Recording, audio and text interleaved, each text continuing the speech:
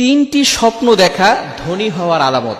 অনেকেই স্বপ্ন দেখেন আর অনেকে স্বপ্নকে বিশ্বাস করতে চান না। ভালো করে মনে রাখবেন, স্বপ্ন কিন্তু অনেক সময় সত্য হয়, যেটা ভালো স্বপ্ন সেটা কিন্তু সত্য হয়।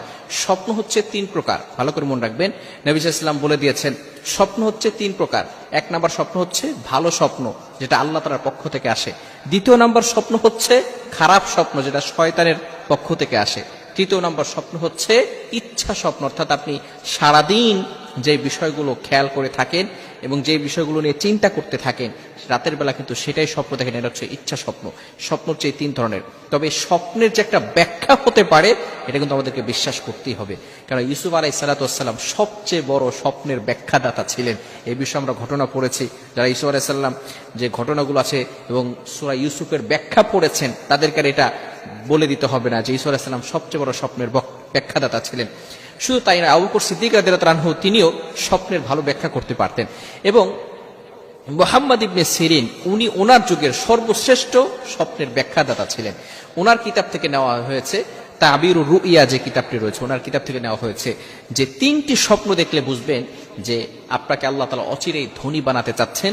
এগুলো হচ্ছে ধনী হওয়ার আলামত। নাম্বার ওয়ান, এক নাম্বার স্বপ্ন, যে স্বপ্নটা দেখলে বুঝবেন যে আল্লাহ তাআলা আপনাকে ধনী বানাতে চাচ্ছেন, সেটা হচ্ছে আপনি স্বপ্ন দেখছেন যে আপনি কন্যা সন্তানের বাবা হতে যাচ্ছেন। অনেকে এই স্বপ্ন দেখে যে তার একটা কন্যা সন্তান হয়েছে।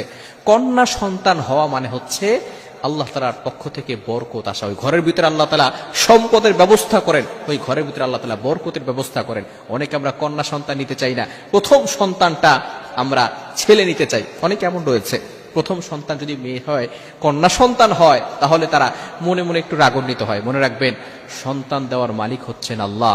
আল্লাহ তাআলা কাউকে ছেলে সন্তান দেন, কাউকে আবার মেয়ে সন্তান দেন, কাউকে আল্লাহ তাআলা ছেলে সন্তান দেন না, মেয়ে সন্তানও দেন না। এই বিষয়গুলো খেয়াল রাখতে হবে যে আল্লাহ তাআলার পক্ষ থেকে এটা ফয়সালা হয়। এক নাম্বার হচ্ছে, যে ব্যক্তি এই স্বপ্ন দেখে যে তার কন্যা সন্তান হয়েছে, কন্যা সন্তানের বাবা হয়েছে অথবা কন্যা সন্তানের মা হয়েছে, ওই ঘরের ভিতরে আল্লাহ তাআলা বরকত দিয়ে দিবেন, সম্পদের ব্যবস্থা করবেন।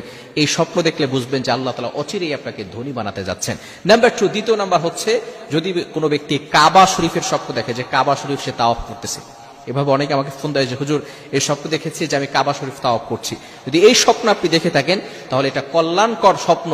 এই স্বপ্নের মাধ্যমে আল্লাহ পাক রব্বুল আলামিন আপনাকে সম্পদশালী বানাবেন, আল্লাহ তাআলা আপনাকে কল্যাণ দান করবেন। আর যাকে আল্লাহ তাআলা কল্যাণ দান করেন, ওই বান্দাকে কেউ কখনো ক্ষতির দিকে ঢালতে পারবে না। বিশেষ করে আল্লাহ পাক রব্বুল আলামিন পবিত্র কোরআনুল কারীমের ভিতরে নিজেই বলে দিয়েছেন, 28 নম্বর পারা 17 নম্বর পৃষ্ঠার 10 নম্বর লাইন, সূরাতুত তালাকের 3 নম্বর আয়াতে, ওয়া মান ইয়াতাওয়াক্কাল আলাল্লাহি ফাহুয়া হাসবু, যে ব্যক্তি আমি আল্লাহর উপর ভরসা করবে